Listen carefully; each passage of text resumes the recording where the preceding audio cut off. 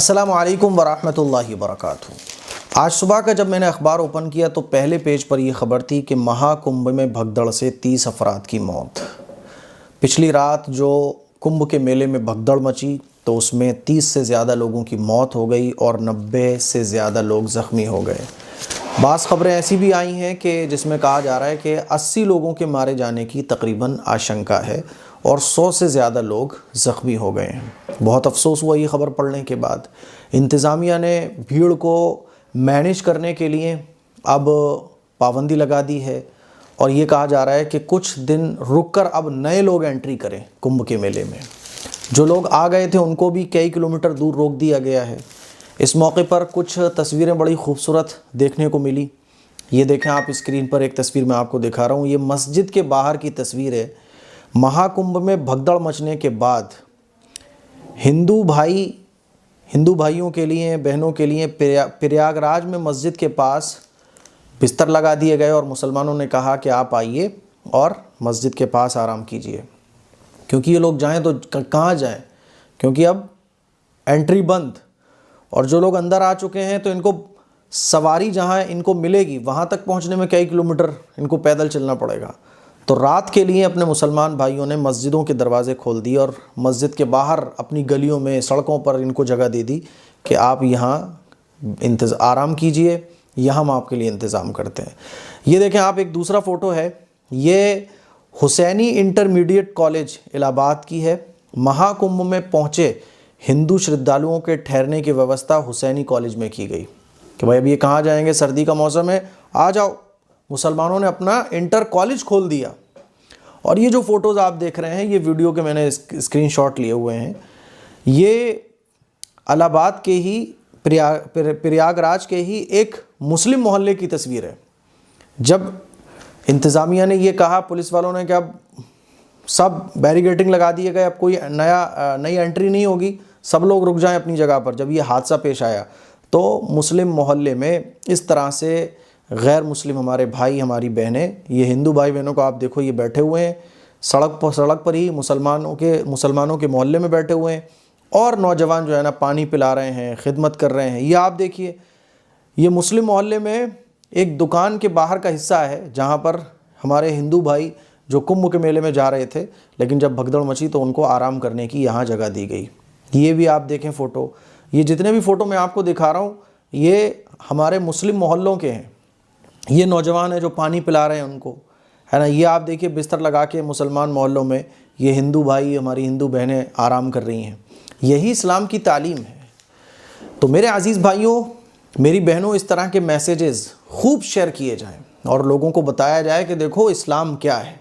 इस्लाम भूखे को खाना खिलाना, प्यासे को पानी पिलाना, भटके हुए को रास्ता बताना, ज़रूरतमंदों की ज़रूरत को पूरी करना, बीमारों का इलाज कराना, बेसहाराओं का सहारा बनना, इसी का नाम तो इस्लाम है।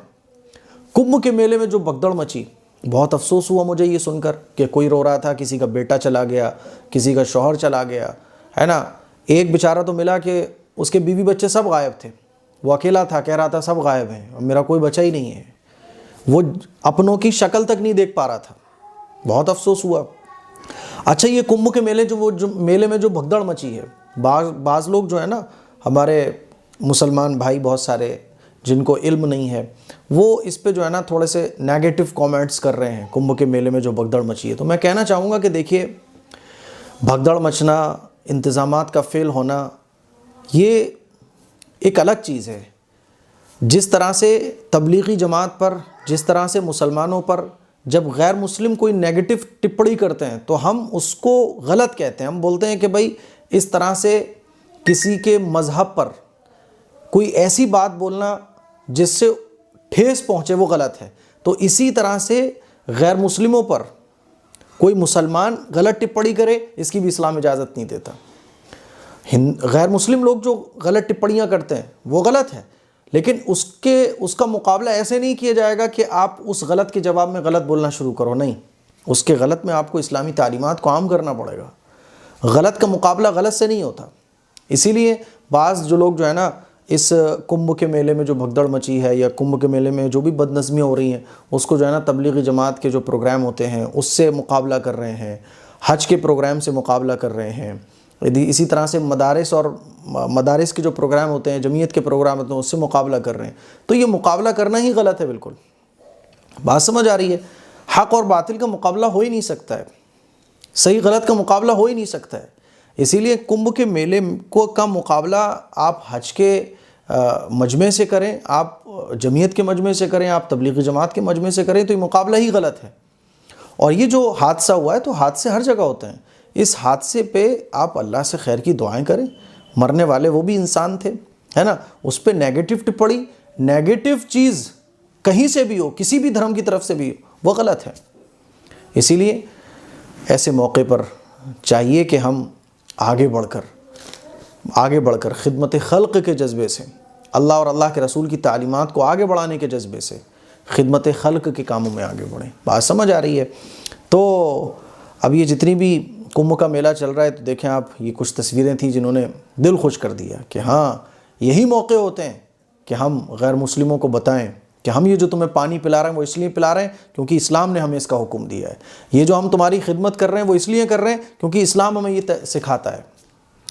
तो मेरे अज़ीज़ भाइयों, मेरी बहनों, गैर मुस्लिम भाइयों से भी मैं कहना चाहूँगा कि असल इस्लाम यही है।